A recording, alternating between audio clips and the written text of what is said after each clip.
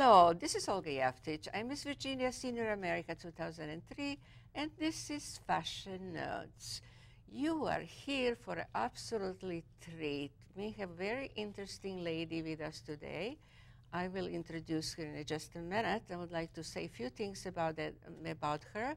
And then she is going to talk about her famous mother, Miss May Rhee. She's from Philadelphia, and she will tell us all about her life, her legacy. She's still alive, and I'm sure, you know, she will see this program, and she will be proud of her daughter to see how she presented her beautiful hat so people can see. Once everybody wore hat, as you know. I do to these days, and my guests too. But we are trying to revive the memories. Anyway, with us today is Ms. Donna Maverick. She is very well known in Washington area in arts, and also she was working for NPR for many years as an executive producer on the radio.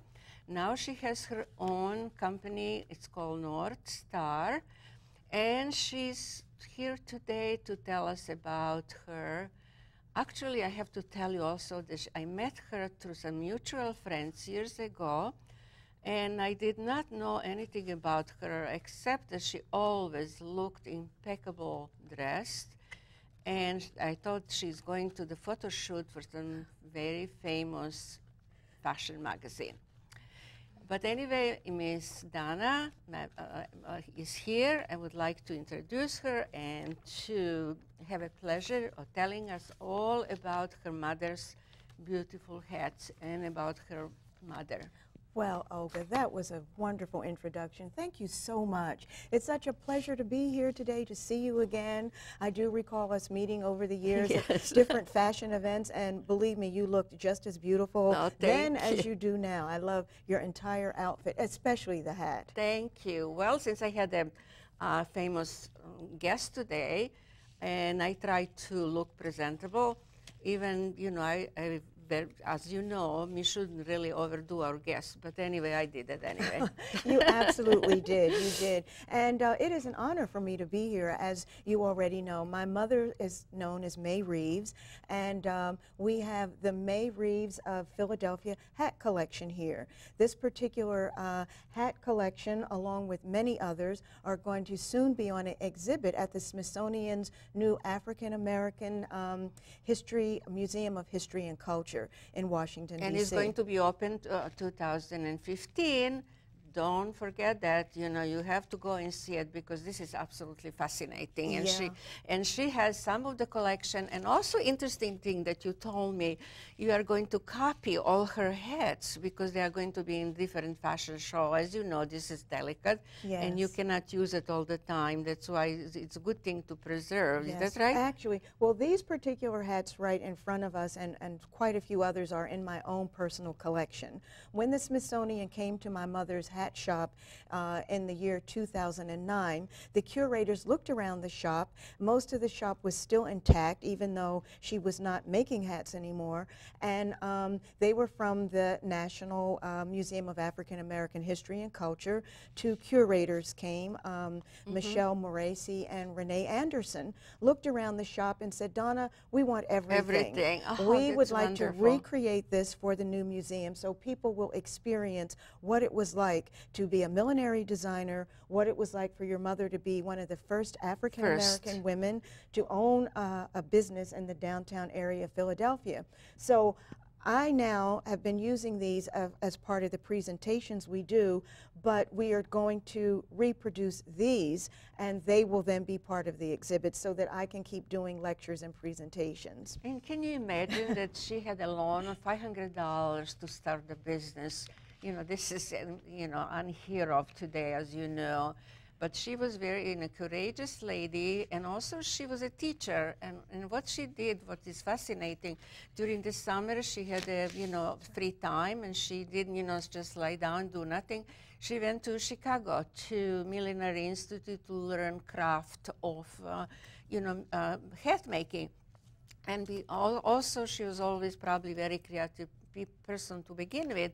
So she used her summers to learn something, which is absolutely wonderful example that we all, young people, should learn from the older generation. Absolutely. My mother, May Reeves, knew that growing up in Vidalia, Georgia, probably the only thing she could do was teach at that time. She was born in 1912. And so by the time she was 16, she graduated from high school. She was on her way to college. That was rare also in that time, to graduate didn't early. really go to and school. by age 16, 18, she was teaching. And in the summer times, she would go to visit family in Chicago. And you're right, studied at the Chicago Millinery School. Institute. And from then on knew that at some point she would be leaving Georgia to end up in the city of Philadelphia where she had other family. And she actually went to the bank. She was only 28 years old. She got the $500 loan, found the perfect little shop, and the rest is history. Was it all the time in the same place? No. She actually started out in downtown Philadelphia, South Street. That is a really important shopping area. Right now it's one of the trendiest places in Philadelphia. And she started out down there and moved several times, but her last shop was in West Philadelphia at 41 North 60th Street. It's called May's Millinery Shop. So overall, she was in business for about 50 years. She's now 99 years old, and she's in nursing home, and I'm sure she's going to be very proud of her daughter to be on television show that we are showing all her hats. Well, thank you. Now, one thing that we're really proud of is the fact that May has been getting so much media attention. And I brought something along today to show you. This is a recent article that was in USA Today on the groundbreaking for the African American Museum. And what they did is had Barack Obama and a lot of other important dignitaries there. And my mom was featured in the article. And here's a picture of May and Donna. There's a picture of the museum. This is a picture of Lonnie Bunch. He's the director of the museum, who's done such a marvelous job getting it off and running and keep moving until it opens in 2015. So because of this, my mom now has national, international recognition. And it's just been a wonderful experience for her at age 99. Bravo. I mean, even at 85, she was accepting her clients. And, even the shop was closed.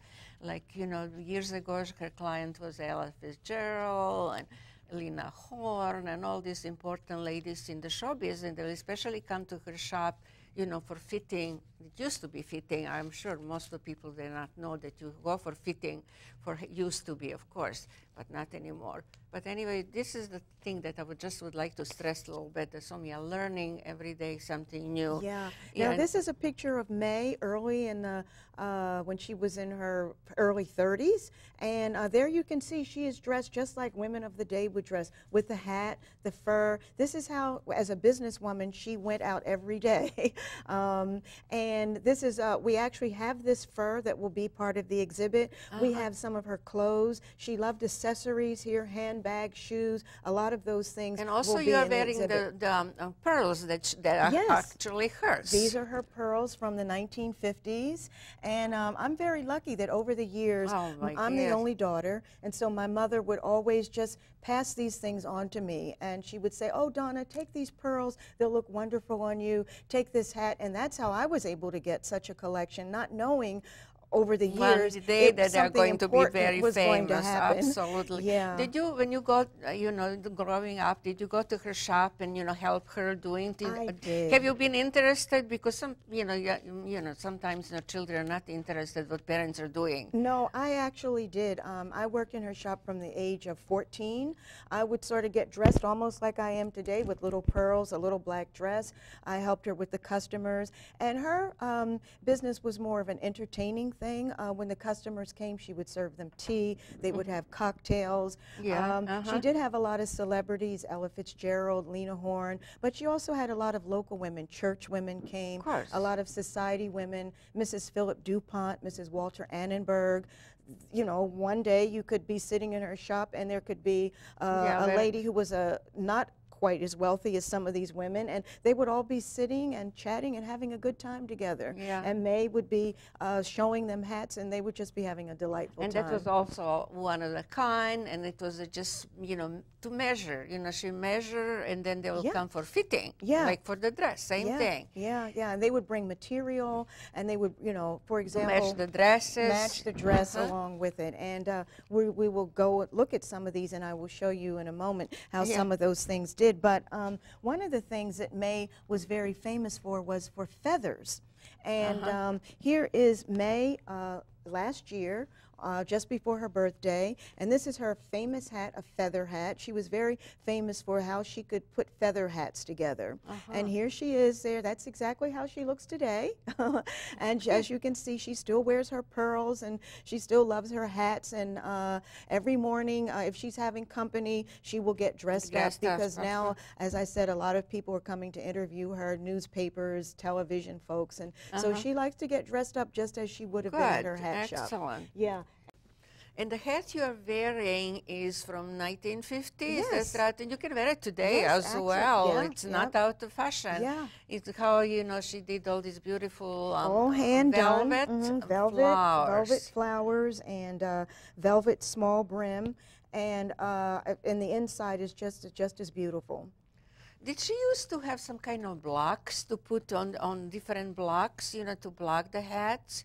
Yes, she did. Now you her cannot hat even shop, get this. Was filled with all kinds of things that, once again, the museum now has, because they're going to recreate her hat shop, so folks will be able to see some of the items that she used. But she had all kinds of different blocks to make different shapes of hats. And I imagine this kind of hat she would have had to block, because it has a heavy kind of material inside that had to be shaped in order to make this. Is called a high crown hat, and so she would have to use special blocks to shape it before she actually covered it with this beautiful the velvet. brim on. Yes. I see. Well, And she can, you so, know. yeah, this is another one that is. This is like a cocktailish. Well, this was from the 1930s and 40s. This is one of the first hats that she the flopper made. dresses? No, this would have been late 30s, early late 40s. 30s. Yeah. Oh, and if you see here, it has a wonderful little piece here that fits right over the ear. So when you put it on, it just sits on the on your head like this. Off. And these feathers have been around since the 1930s. Can you believe that? It's such a delicate, beautiful piece. And this is a kind of hat a woman may have worn out to afternoon, an event, or to church or something, but it's lasted all these years, and this was in her hat shop. It will probably last forever. Yeah. And May Reeves was also very famous for her turbans. People loved the turban style, and one time even today they're, you know, fashionable during and, you the know, 50s. practical thing to have it. When you have a bad hair, just put the turban on. And she made this during the 50s, and as you can see here, look at all the handiwork that goes into the dye. That is a work of art. Absolutely. Definitely, to be able to take something probably like that. That was done on the block, because, you know, she had to put something on it to work around.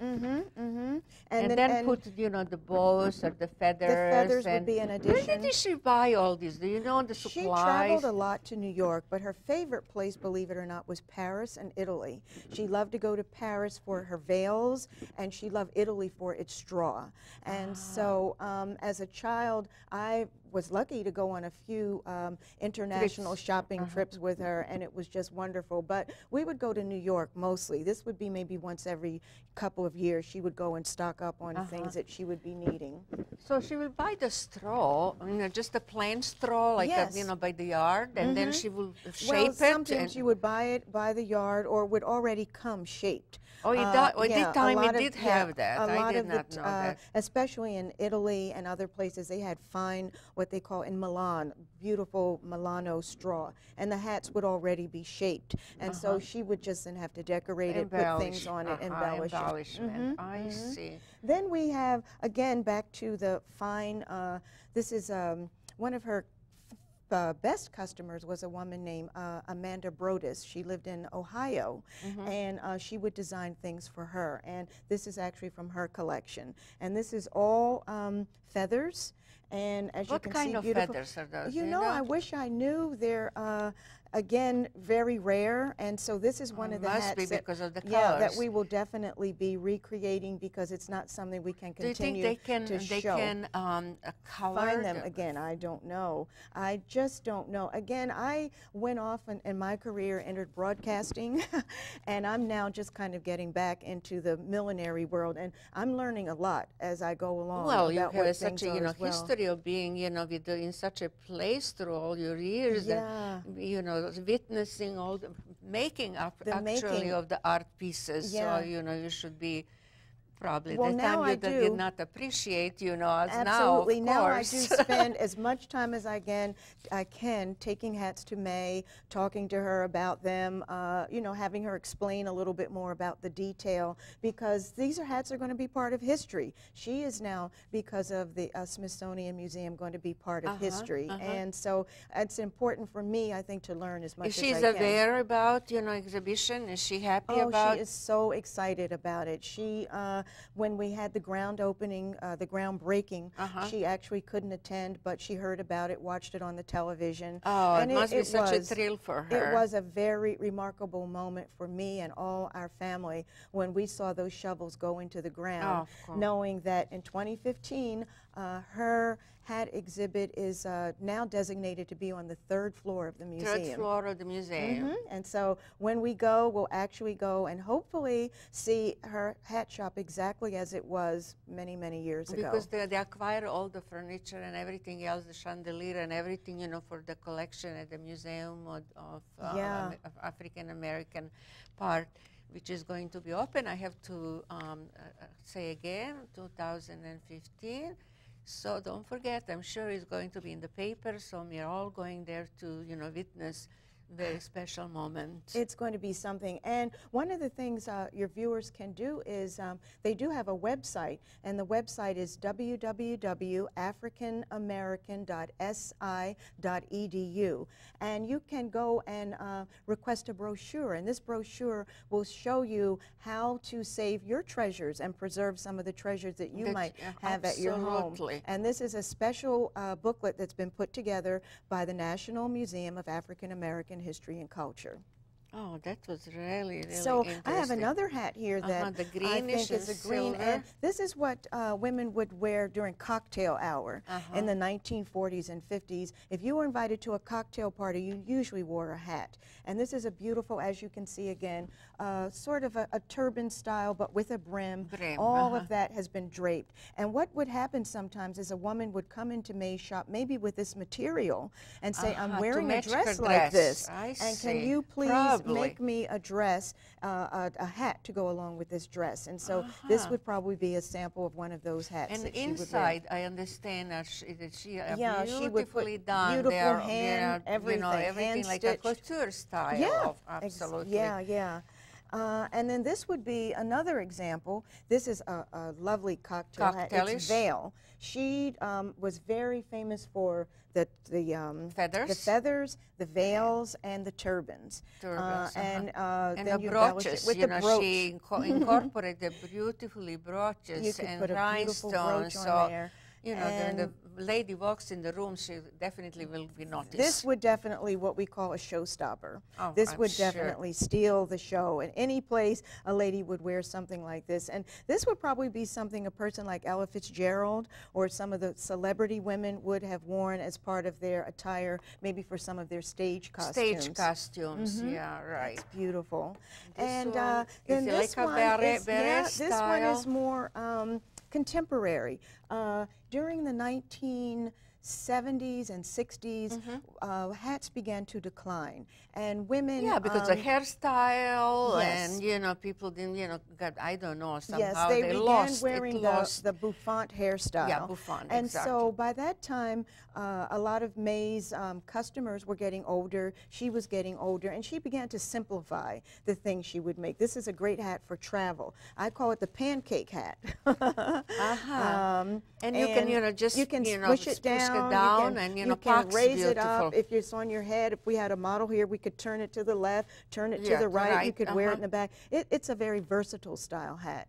And this was very, very popular. And May, people would come and she just would make say, it probably in different colors. Different colors. May, I need a pancake hat in purple. Oh, this is how they call it. I thought you Yeah. said, you know, this is Yeah, how they would actually it was call it, called. she even called it the pancake hat. Oh, I see. But that's a clever idea. I mean, you know, people remember that, definitely. Yeah, and it you was a know. good hat And that it you has a could use for beautiful, as you traveling. can see, beautiful pin, you Yes. know, hat pin. Yes. Hat pins are very big now. Even when you go to some antique stores or, you know, markets, they have a special place that you can buy different pins, and you can wear them on the lapel, on the hat, on, you know, on Yeah, different and they're places. very hard to find. And they're often people expensive, will too. ask me, where will I find a hat pin? And I say, if you like vintage stores, go to a Yes. vintage store and you can find some beautiful hat pins. Now this is Like one a of, cherry again, we call blossom. the showstoppers. Is that just beautiful? This is all hand done. It's organza. Organza. And it's trimmed in Do you velvet. think that will be something like for the wedding reception? This would obviously be a wedding Wedding, hat.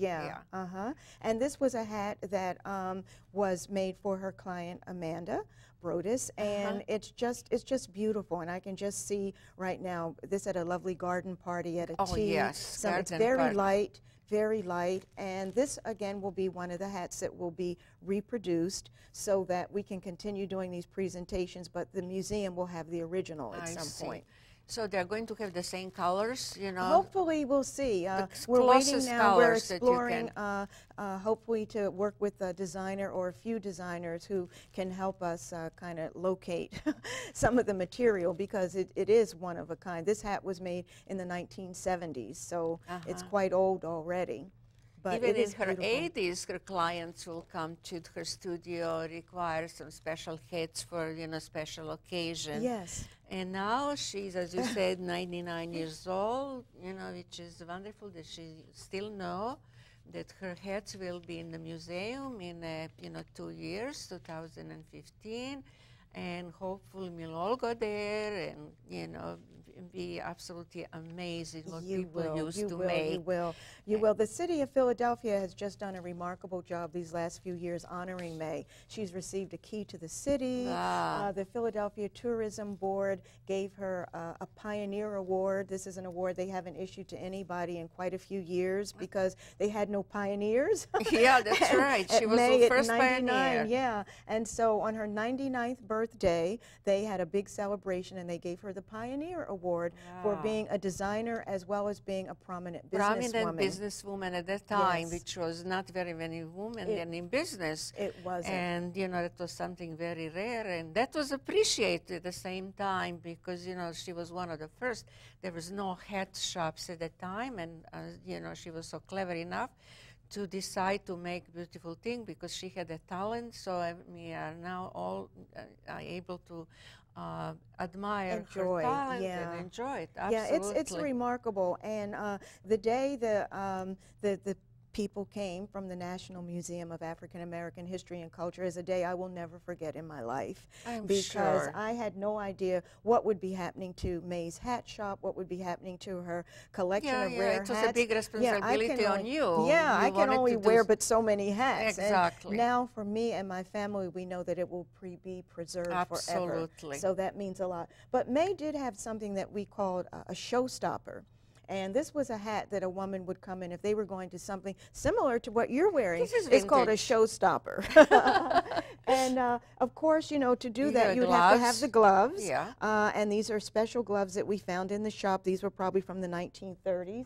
And you always wear some kind of special cocktail ring. Cocktail ring, that's right. This is a cocktail ring. Yeah, exactly. that would go. But because you hold your glass like that so that everybody can see your ring. Yes. This is the idea. And this particular hat is called the showstopper. And this is a hat that you would put on and wear. And the veil will go in front. And would go in the front. This is, you know, gives you some kind of little mystery. And I think I'm I like just that. try something here that I don't normally do, but I would love the audience just to be able to see the real impact of this hat. And so this is how this hat would be worn. And put a little veil on. And you put the veil down. And Is this a showstopper? Oh, absolutely. If There is you no came to an question. event wearing this particular hat, You would will be the talk- noticed, I'm sure. You would Everybody will- definitely be noticed. Oh, yes. absolutely. It's really a beautiful. It's Thank so you. amazing for, this is such in perfect condition Yes. after so many years, because it's such a quality feathers and workmanship also, Yes, which is a yes. couture workmanship that she's not, working outside, and when you Yes, turn yes, around it's something her head, that it's a work you of just art. wouldn't be able to wear. And you can just see. to have something before the show ends, I'll put this one on, Yeah. and we'll see how that goes. Yes, it is beautiful. I And like this is that. all veil, very light, and you pull it up, and you can puff it up, depending. I don't even know if it's right, but I feel comfortable putting hats on. I don't need a mirror. I know, I've been me wearing too, hats for me so long, too. it really doesn't matter. And they are absolutely beautiful, and And this then, is such a great collection. Yeah, it is. Well, thank you. I'm so glad. Well, I'm glad you could come, and the other people can see, because now you just cannot even Right. find maybe in some vintage store. This is where I buy my hats.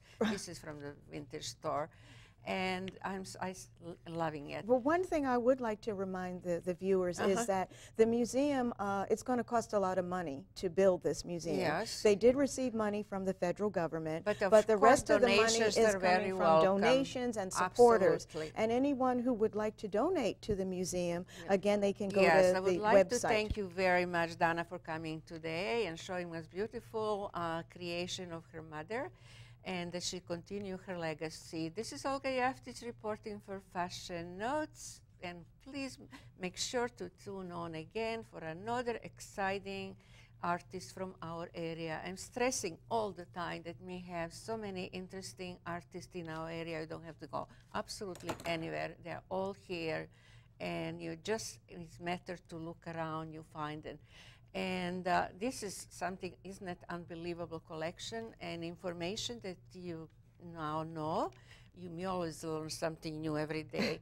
And hopefully we all go and see in Smithsonian collection on Miss May Reed. Thank you, Dana, very Thank much for you. coming and Thank you. showing on these lovely things. Bye-bye.